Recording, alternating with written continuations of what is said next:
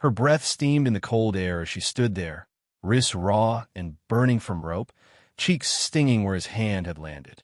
No goodbye, no apology, just a grunt and the sound of hooves fading into the trees.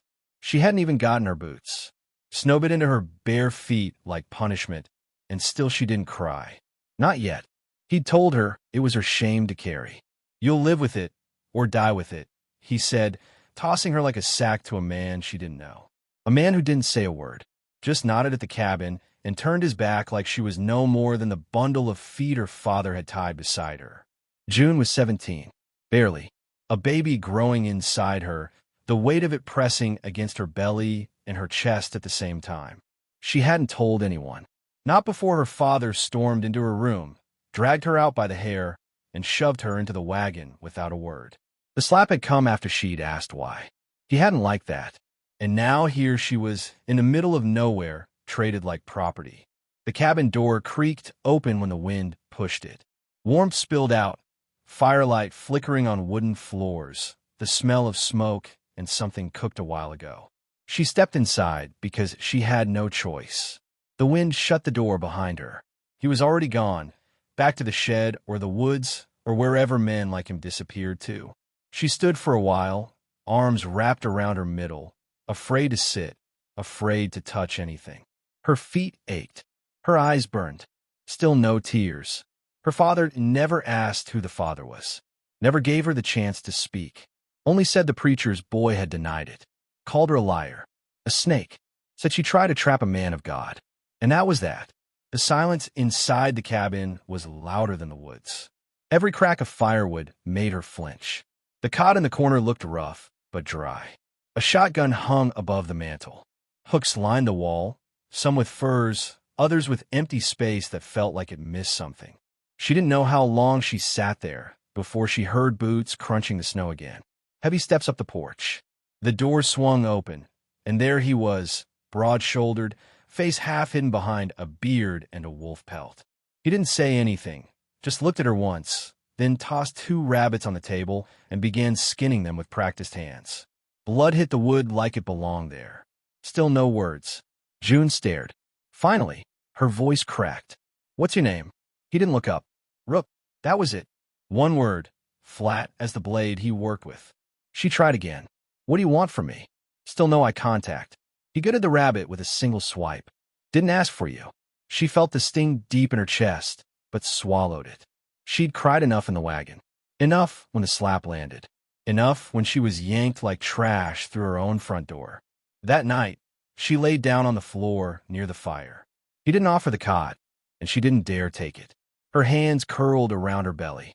She could feel it now, not from hunger or fear, something fluttering inside. Small but alive. The only part of her that felt like hers. The next days passed quietly. Rook left before the sun and returned after it sank, always with something: meat, firewood, once even salt. He didn't speak unless necessary. Move, pot, cook this. He never touched her, never looked at her too long. June cleaned, not because he asked, but because it gave her hands something to do. The place was rough, but not filthy. He'd lived here a long time alone. She could feel it in the dustless table, the way everything had a place. Even if it wasn't welcoming, it was real. She wasn't used to firewood. Her father never let her near the hearth. Said it was her mother's job, and after she died, it stayed untouched, cold like the rest of that house. Here, June burned her knuckles twice before figuring out how to stir the pot without getting scorched. Still, she kept trying. It was the 5th morning when she woke to blood. Her hands flew to her dress, the red spreading fast, warm against her thighs. Her scream tore the silence in two. Rook burst in a second later, axe still in hand, snow melting on his shoulders. "I'm bleeding," she whispered. "It's too early. I don't know." He dropped the axe, came to her side, looked once, then scooped her up without a word. He didn't ask permission, just carried her to the cot and laid her down like she might shatter. June shook. "Please not the baby," she kept saying. "Please not the baby." He didn't speak. He built the fire higher, boiled water, brought every fur in the place, and piled it on her. Once, just once, She saw his hand tremble as he wrapped her legs. Hours passed. The bleeding slowed. The pain dulled. She didn't lose it. The life was still inside her. She could feel it again. Small, quiet, still hanging on. That night, Rook sat on the floor by the fire, back to the wall. June whispered, "You cared." He didn't blink. "Don't flatter yourself." But his voice cracked. Just a little. She didn't answer. Just laid there listening to the fire crackle, to the breath of the man who hadn't smiled once since she arrived, but had carried her like something worth saving. The days after that felt different. Still quiet, still cold, but not empty like before. June noticed small things.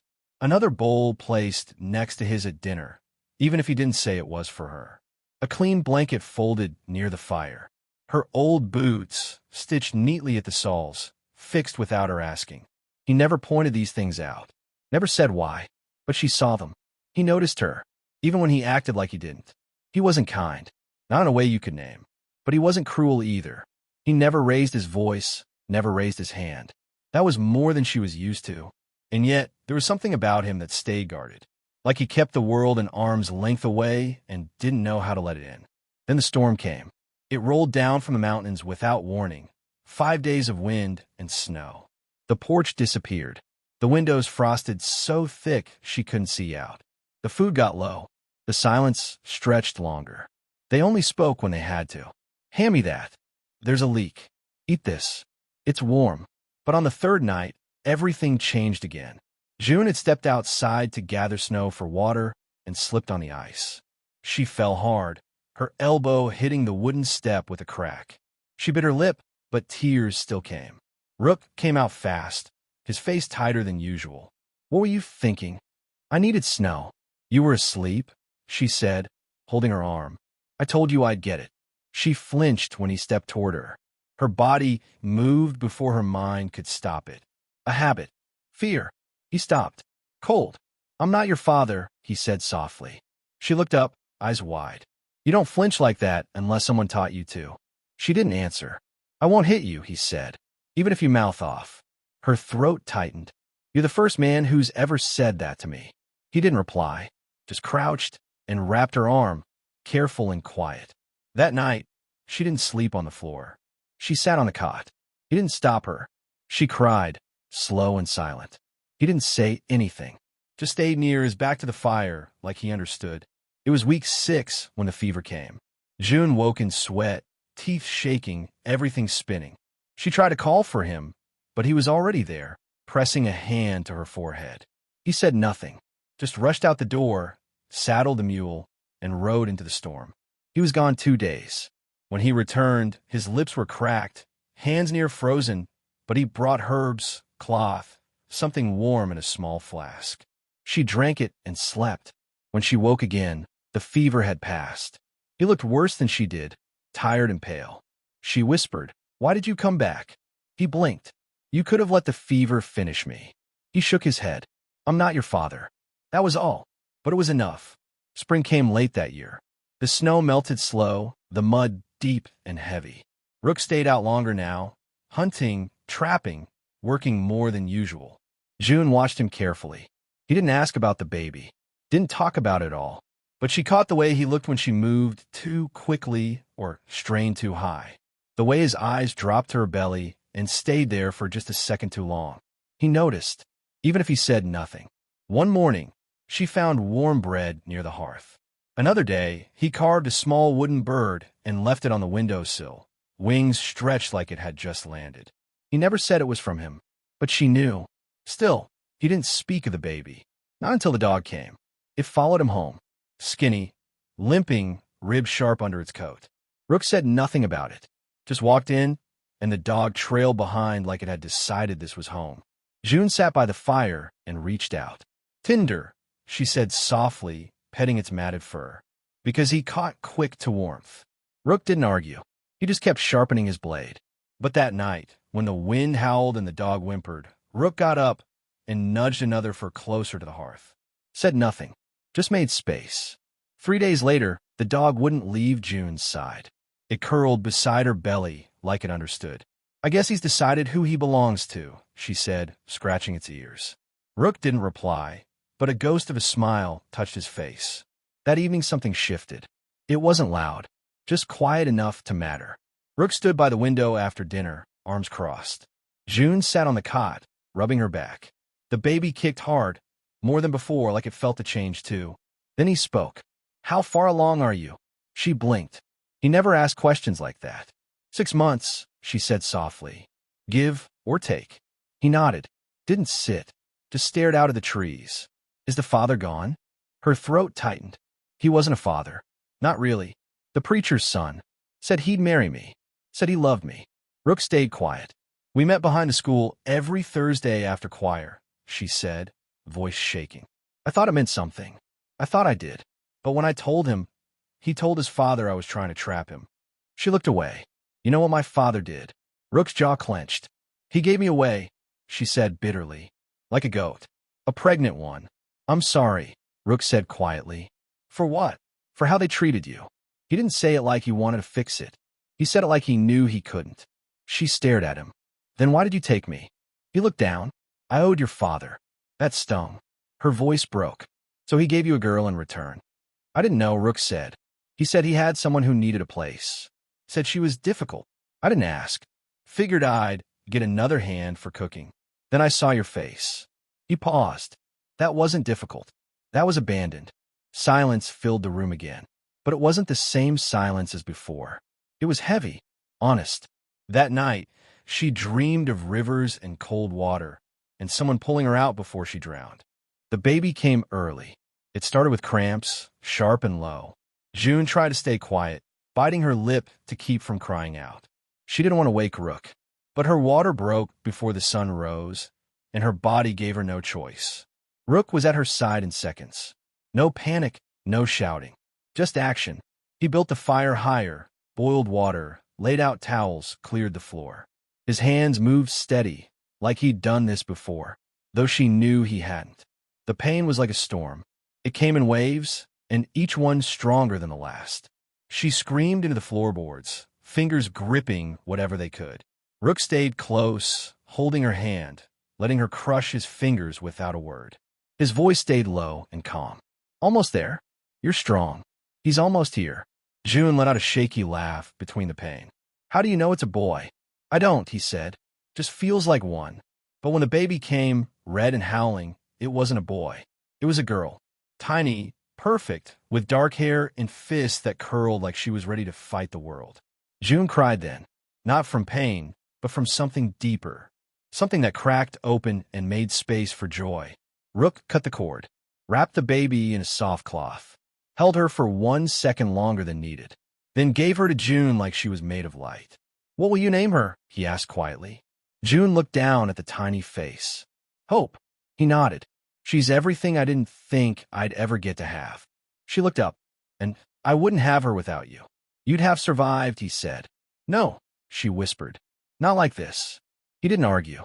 But that night, after she fell asleep holding Hope against her chest, Rook dragged the cot closer to the fire, pulled up a second chair, sat beside them. He didn't speak, just listened to the wind outside, the baby's breathing, and the quiet that now felt like home. 3 days later, someone knocked on the door. It was a soft knock. 2 firm taps. Measured. Rook was sharpening his blade. June was swaddling Hope. Both froze. "Who would come this far?" she whispered. Rook stood and opened the door slowly. A boy stood there, maybe 15 or 16. Thin, mud on his boots, holding his hat in both hands. "Sir," he said. "You work?" "Yes." The boy's voice cracked. "You got a girl here named June?" Rook's hand twitched near the doorframe. "Who's asking?" The boy swallowed. "I'm her brother." June stood so fast the chair fell over. "What?" He looked up. His eyes widened when he saw her. "June!" "They said you were dead." Her breath left her chest. She stepped into the cold, barefoot, holding Hope. I don't understand." He stepped closer. "Father told the town you ran off. Said you shamed us. That you were probably in the river by now. But then Mama got sick. She told me the truth. She told me where he took you." Rook's eyes narrowed. "Why come now?" The boy looked down. "'Cause Pa's gone. Disappeared after the sheriff started asking about the preacher's son and some hush money. People in town are asking questions now. And Mama, she said to find you. Said to bring you home if I could. June's eyes filled with tears. Home. She looked at Hope, then at Rook. Her voice came soft. I already am. That night, the boy, his name was Seth, curled near the fire, coat over his shoulders, boots off, too scared to ask for a bed, too tired to care. June didn't press him. Rook didn't either. The quiet returned, but this time it had a new weight. A brother. A memory. A question. June lay on the cot, with Hope against her chest, watching her baby breathe like a second heartbeat. She looked at Seth across the room. Thin, torn coat, dirt under his nails. He'd come alone, walking through snow that hadn't fully melted. For her, she couldn't imagine going back. Not to that house. Not to the town. Not to the shame they buried her in. She had hope now. She had peace. She had Rook. And yet, she didn't know where she stood with him. Rook hadn't said much since the boy arrived. Went back to chopping wood, cleaning his traps. But something in his shoulders looked tight, something in his silence more guarded than before. He didn't ask what she would do. He didn't need to. The choice followed her like a shadow. Could she return? Could she face the town that threw her out? What if it had changed? What if it hadn't? And what about Rook? The man who had wrapped her in furs, brought her through fever, carved tiny animals, and left them on the windowsill without a word. The man who didn't smile but stayed. She found a half-finished cradle behind the cabin. Made of pine. Sturdy. Patient. He hadn't told her about it, but she saw his work in every carved line. That morning, Seth woke first, rubbing his eyes like he still wasn't sure this was real. He sat stiff at the table while June boiled oats, Hope twitching in newborn sleep against her chest. Mama's sick, Seth said. June turned slowly. What kind of sick? Her lungs, he said. She's coughing up dark stuff. They say she won't last till summer unless she gets help. June paused. And you came here alone? He nodded. Didn't have no choice. We ain't got money for doctors. And Mama kept saying she had to see you. Said she needed to ask forgiveness. June sat down, hands shaking. Her heart beat like a drum. She felt the anger rise, sharp, fast. But it didn't explode. It sat heavy instead. Why didn't she stop him? She whispered. When he beat me. When he gave me away like livestock. She tried, Seth said. I swear she did. But he told her if she ever opened her mouth, he'd send her off like he did you. And Mama, she ain't strong like you. June looked away. I wasn't strong, she said. I just got lucky. No, Seth said softly. You got out. Rook stepped in then, snow on his coat, arms full of kindling. He said nothing, just knelt near the fire. June looked at him. Did you hear? He nodded once. She studied him. There was something behind his eyes. Not anger, not pity, just distance, like a wall built stone by stone a long time ago. I don't know what to do, she said. You don't have to decide now, he replied. But she did, because deep down, she knew something had changed. She wasn't just a girl who'd been thrown away anymore. She was a mother, and mothers didn't run. That night, she packed a small bag, just enough clothes for a few days. Rook didn't say much as he watched her wrap Hope in soft blankets. He stood near the door, silent, like he was waiting for something he couldn't name.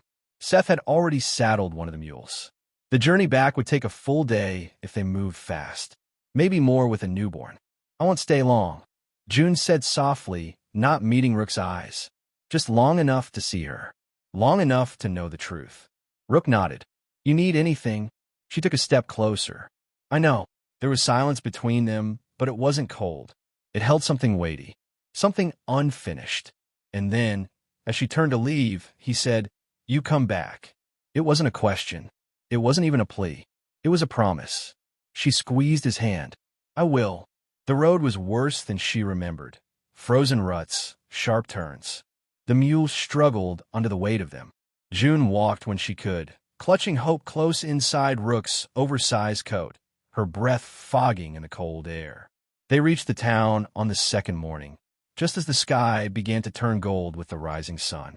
It looked the same, the smell of smoke, horses, old wood. But the way people looked at her had changed. No longer with hate or shame. This time, they looked afraid. Maybe it was the baby in her arms. Maybe it was the fact that she had returned at all. No one spoke, but no one stopped her either. The doctor confirmed what Seth had said.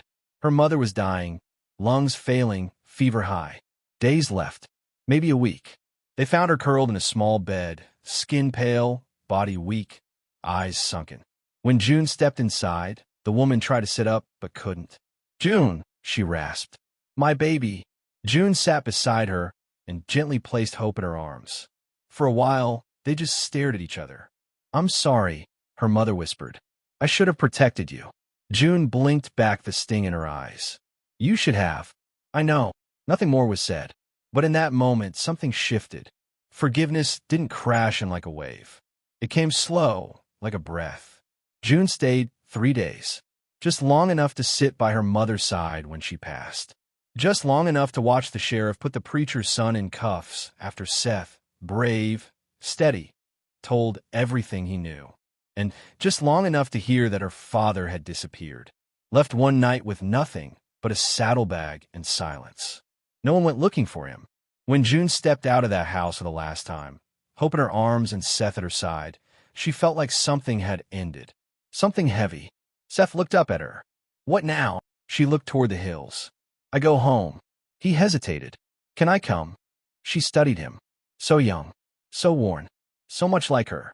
"Only if you're ready to work," she said. He smiled. "Always." They returned 3 days later. The trail back up was harder, steeper, but June didn't feel it. Not the ache in her feet, not the cold on her face. It was all worth it.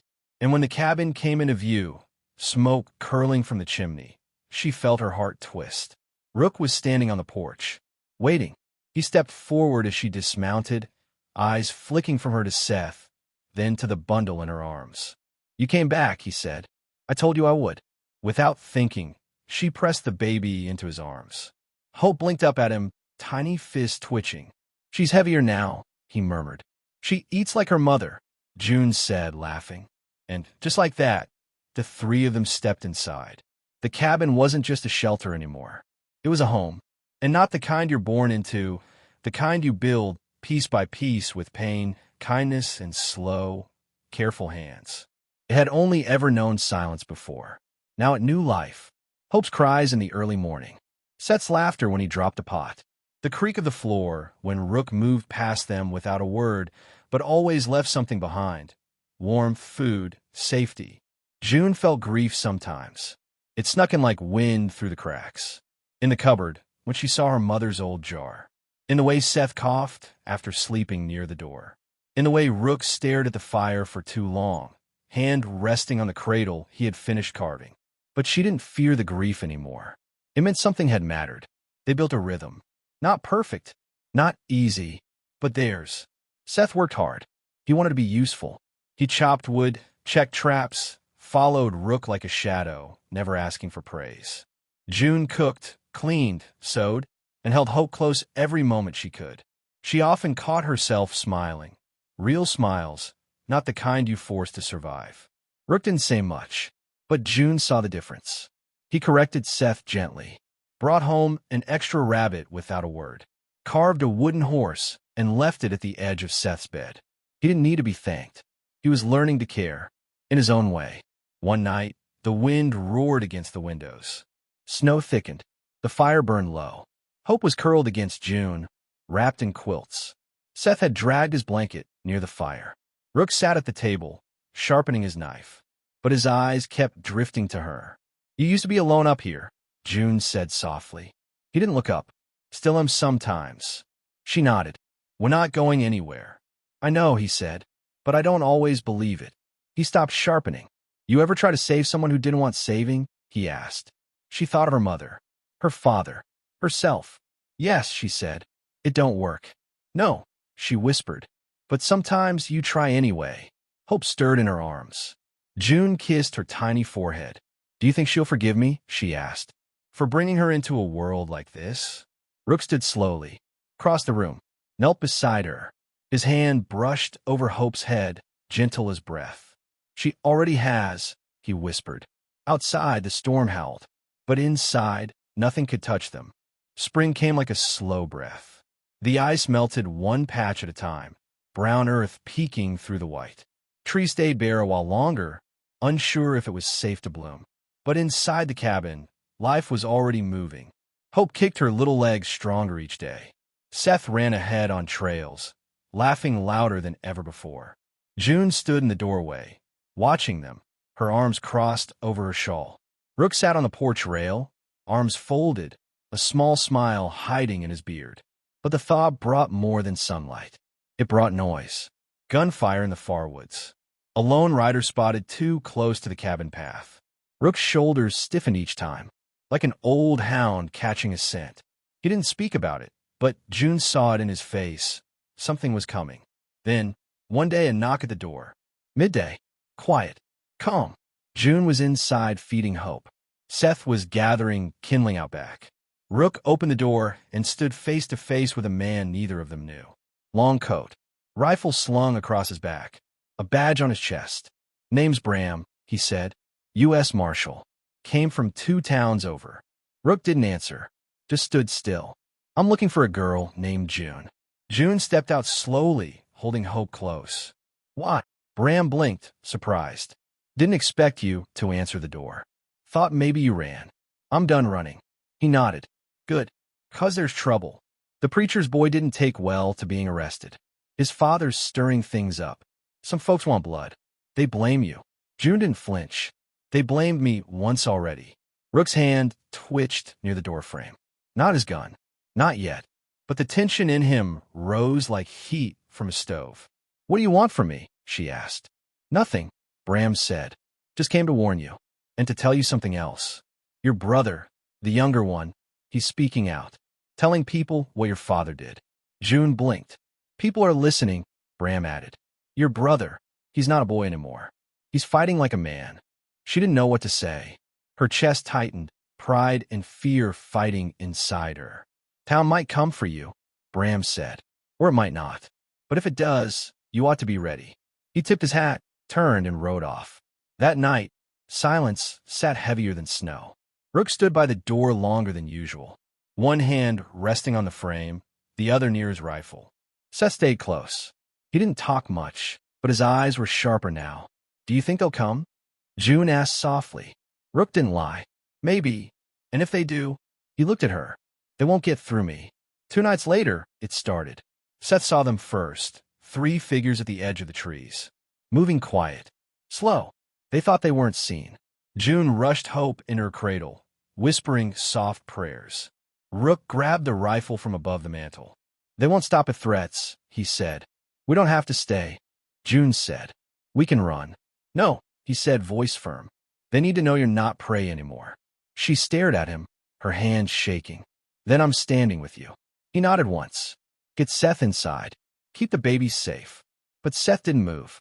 He stood in the doorway, holding a thick branch like a sword. His eyes fierce. I'm not hiding. Rook stepped forward and crouched to his level. You're brave, he said. But brave men know when to protect others. Your sister needs you. That baby needs you. Seth bit his lip, then nodded. Step back inside. The first shot came low, cracking the snow. Rook dropped to one knee and returned fire, calm, steady. June ducked behind a porch beam, clutching the pistol Rook had given her weeks ago. One man broke cover. Rook hit him in the leg. The others froze, confused. They hadn't expected resistance. Then a 4th figure stepped out. Taller. Older. The preacher. June's breath caught in her throat. I came to speak, he called. You brought guns to talk. Rook growled, rifle steady. You shamed our town. The preacher barked. That girl led others into sin. She led no one. Rook said. She survived you. That child she carries, the preacher spat, is filth. Rook didn't blink. Then why are you the one standing in the mud? The preacher's face turned red with rage. You'll regret protecting her. Before he could take another step, another voice rang out. Leave them alone. It was Seth. He had climbed a tree near the back. Now he stood tall on a low branch, his voice strong. She's my sister. That baby's family. You want them. You go through me too? The preacher hesitated. His men looked at him, unsure. Then came a sound of hooves, another rider. Bram. The marshal sat on his horse behind the preacher's men, rifle ready. This ends here, Bram said, or it ends with rope. The preacher froze, then turned, and disappeared into the trees. When the fire settled and the cabin was safe again, June sat beside Rook on the floor. Her hand found his.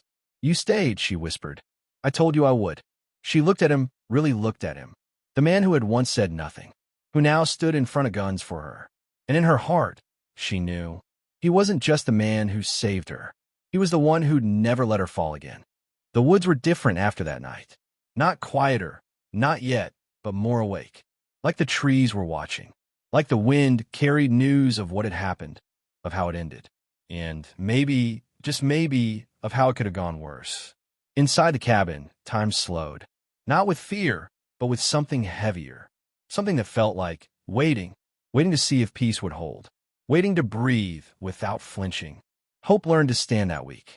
Wobbly, her arms waving for balance, her legs like soft sticks. June cried watching her, not from sadness, but from something stronger. A feeling she couldn't name. "I thought she'd grow up in fear," she whispered one night, sitting by the fire. "She'll grow up free," Rook said, not looking up from the blade he was sharpening. They didn't go back to town. They didn't have to. News came to them now, brought by Bram, by whispers, by letters. The preacher's men had been arrested. The preacher himself had vanished. June didn't ask where. Rook didn't say. But the peace that followed wasn't weak. It was earned. Hope's laughter filled the cabin. Seth grew taller, steadier. He spent hours beside Rook in the woods, learning the traps, tracking prints, skinning rabbits. He didn't talk much out there, but June saw the difference when he came home. The way he stood straighter, smiled easier. Rook changed too, though not in loud ways. June noticed it in his hands. How they moved slower now, gentler. How he carved animals for Hope without waiting to be asked. Tiny foxes, birds, a bear once with mismatched ears. Hope lined them up like soldiers across the mantel. And June, she learned how to breathe again. Real breaths. Deep ones. The kind that didn't carry fear or weight. One day a letter came. Not by horse. Not handed over. It crashed through the window, tied to a rock. The glass shattered. June grabbed Hope. Seth jumped to his feet, heart pounding. Rook was already at the window, rifle in one hand, lifting the rock with the other. A note was wrapped around it. He read it silently, then passed it to June. The handwriting was sharp, angry. "The child is an abomination. The mother's sin remains. He who shelters them will pay. We haven't forgotten. We're coming." June folded the note, calm. Her hands didn't shake. "They still think we'll run," she said. Rook looked at her. "They might not be wrong." She met his eyes. "Not because we're weak." He nodded. "No, because we got something to lose now." That night they made a plan. No long talks. No speeches. Just action. Rook doubled the traps along the tree line. He showed Seth how to make snares that tripped men instead of catching animals. June boiled jars of soup, packed them tight, buried them in the root cellar they'd dug by hand. They didn't know when the next attack would come, only that it would. One morning, Rook came back from a north trail, bleeding from the shoulder. June ran to him, tore open his sleeve. "What happened?" "Trap," he said. His voice was low. "Wasn't mine. Someone had set it. For him." Seth helped clean the wound, jaw tight, silent. But what scared June wasn't Rook's pain. It was Seth's quiet. He didn't cry, didn't ask questions, just kept working. Hope sat nearby, chewing on a cloth, her eyes wide, watching everything. Too young to understand, but somehow too aware to miss it. That night, June said what they were all thinking. "We can't let them choose the hour." Rook sat by the fire, shoulder bandaged, hands still. "They want us to strike first," he said. "That's how cowards work." She looked at him. "Then we need to decide what we are. Are we prey?" He didn't answer. The next morning, June left Hope with Seth and climbed the high ridge with Rook. From there, the whole valley stretched out, quiet and still. But smoke curled in the distance. A camp near the river. Close enough to matter.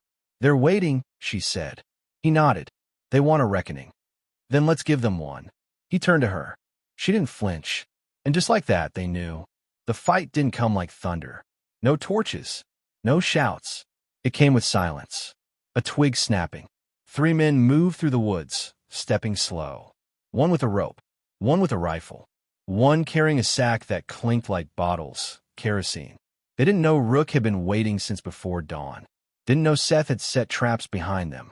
Didn't know June had climbed a tree, pistol tucked at her waist, knife in her boot. The first man tripped the snare, hit the dirt, wind knocked from his chest. Seth was there in seconds, stick held like a sword. "Don't move," the boy said. The man didn't. The second raised his rifle. Too slow. Rook stepped from the trees, gun steady. "Drop it." He did. The third tried to run. June dropped from the tree, boots first. Caught his leg. He fell. She stood over him, pistol aimed between his eyes. "You came for a baby," she said. "Now you answer for it." They tied the men. Checked their bags. Bottles. Rags. Matches. They had come to burn the cabin, with hope inside. That was the line. Bram arrived the next day. One look at the scene, and he nodded. "We'll take them in." Rook narrowed his eyes. "You knew they were coming." "I heard whispers," Bram said. "Took time to follow. They wanted to kill a child," June said. "And you stopped them," Bram replied. "That matters." The trial didn't make noise, but the town heard it anyway. The preacher's men were arrested. The preacher vanished again. No one looked. June didn't smile. Rook didn't either. But something settled that week. Hope took her first steps across the cabin floor, wobbly and wild, giggling loud. June wept again, for everything they had held on to, and everything they hadn't lost. "She'll grow up free," she said again. Rook stood beside her. And safe. They didn't return to town. They didn't need to. Word came up the mountain like wind, soft but sure. Women whispered about June, about what had been done to her. Men started questioning the silence they'd held for so long. Something was changing. Slowly, but it was real. Seth stayed through the summer. Then through the fall. Then, without needing to say it, he stayed for good. He was growing into himself, quieter, sharper, more watchful. And one day, when the air warmed again and wildflowers returned to the edges of the trail, Rook handed June something he'd carved from walnut wood. A ring. Simple. Smooth. Strong. "I never thought I'd ask," he said.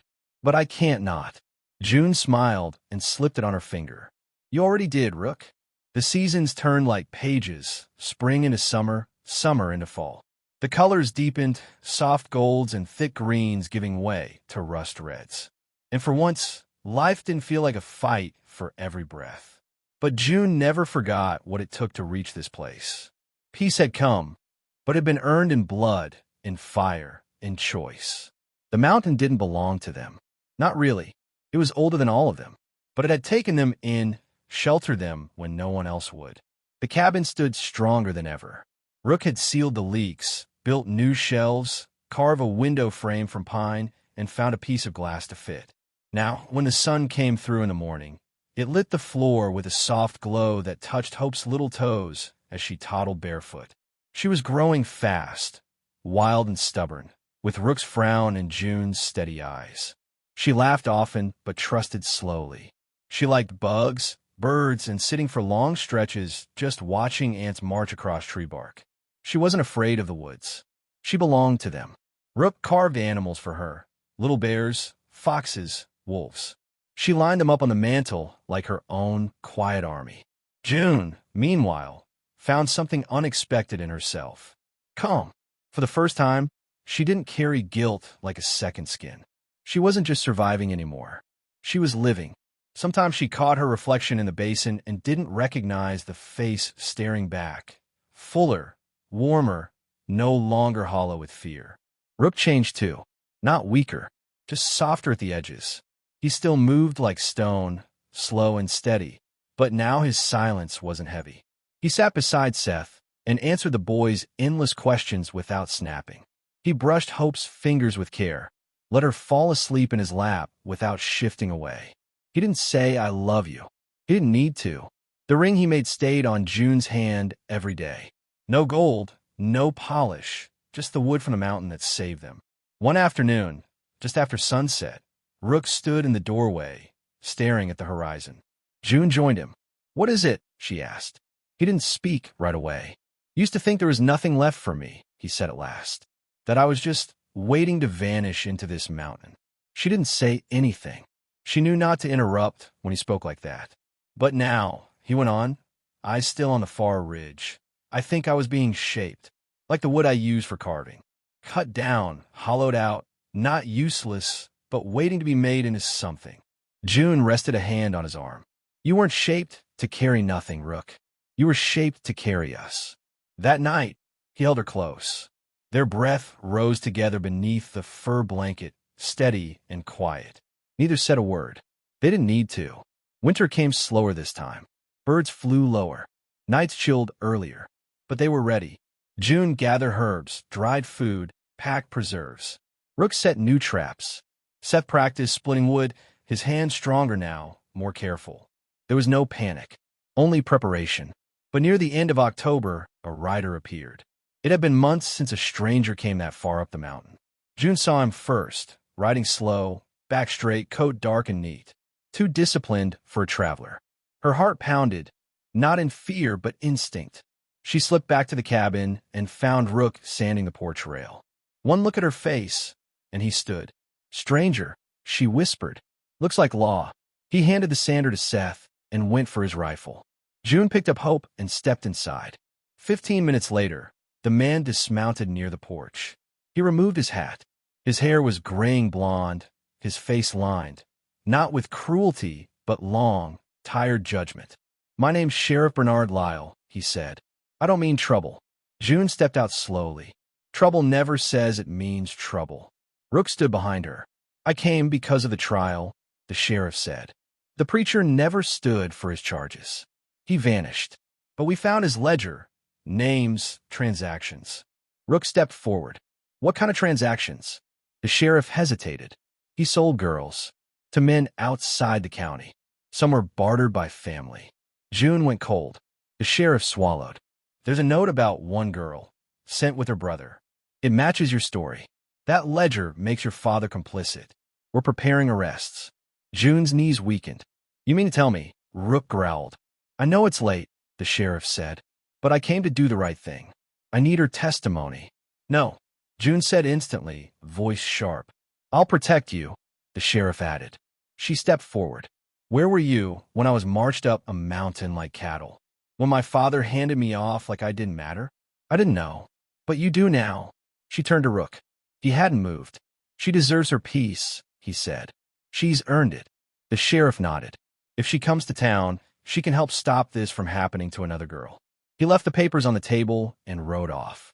No threats, no demands, just silence. That night, June didn't speak for hours. Hope slept curled against her.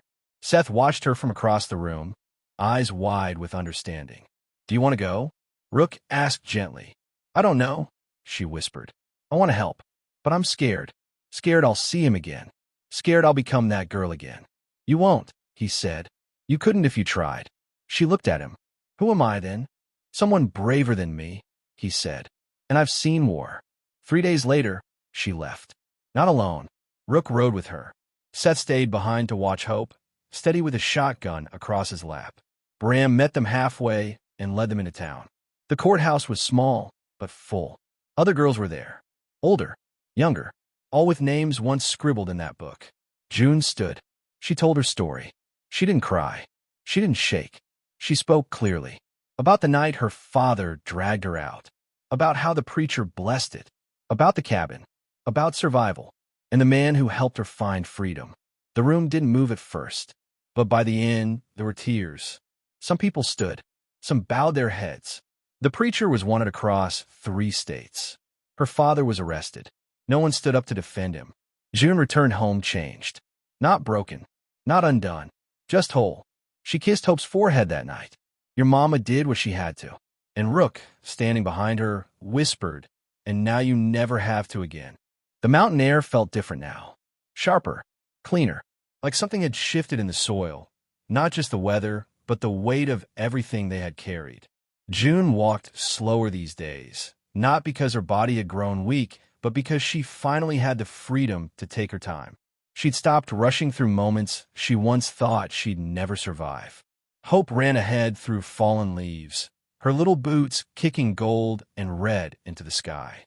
Her laughter echoed across the trees, bright and full. Seth walked behind her, no longer the thin boy who'd knocked on their door, but a young man. Strong, steady. He didn't have to be asked to watch her. He just did. June stood in the cabin's doorway, wrapped in a wool shawl, eyes soft as she watched her children. Because that's what they were now. Not blood, maybe, but hers. All the same, the cabin wasn't just a place anymore. It was a story, a shield, a home, built from scratch and scar and slow forgiveness. It had heard their cries, their silence, their joy. It had stood through storms, through grief, through danger. And it still stood now, solid, warm, waiting. Inside, above the hearth, Rook had carved names into a wooden plank. June, Hope, Seth, Rook. Even Bram had one. The marshal who had never needed to be asked for help. That winter came earlier than most. The wind still howled some nights, but it no longer frightened them. They had faced worse. They had survived worse. Rook built a new cradle for Hope, with carved foxes and owls in the corners. June made a quilt with fingers that no longer trembled. Seth learned to trap, to skin, to make stew without burning it. Every small win felt like a victory. And June, she felt peace. Not all the time, but often enough. There were nights when the wind rattled the windows, and she still looked over her shoulder. But it wasn't fear anymore. It was memory, a reminder of what she came from, and how far she'd walked to leave it behind. Hope turned 2 in the spring. Bram rode up the trail with a carved wooden horse and a basket of peaches. June laughed as Hope dragged the toy behind her, screaming with joy. They made honey cakes. Seth played a crooked tune on a banjo Bram had fixed. And for once, June didn't cry at the joy. She didn't feel guilty for being happy. Later that night, she sat on the porch beside Rook, watching the stars.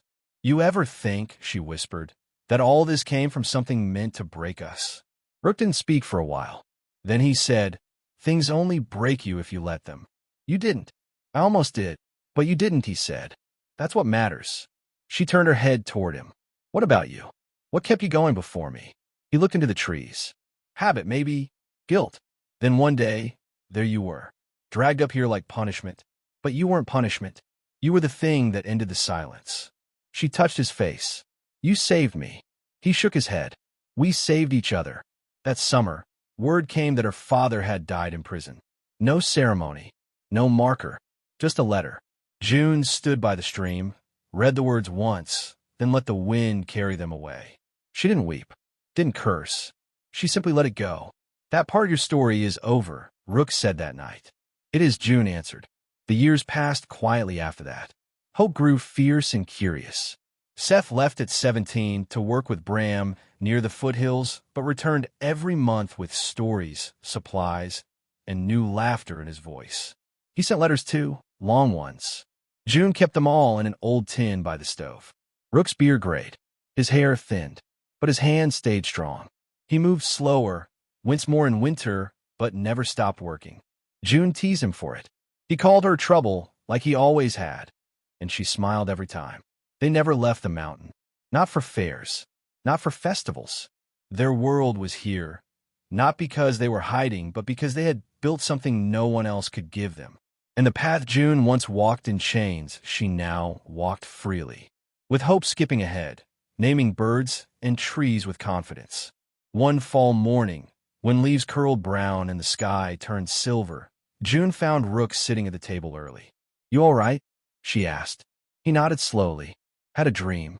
About your father." She waited. He stood at the edge of the ridge. Didn't say anything. Just looked at me.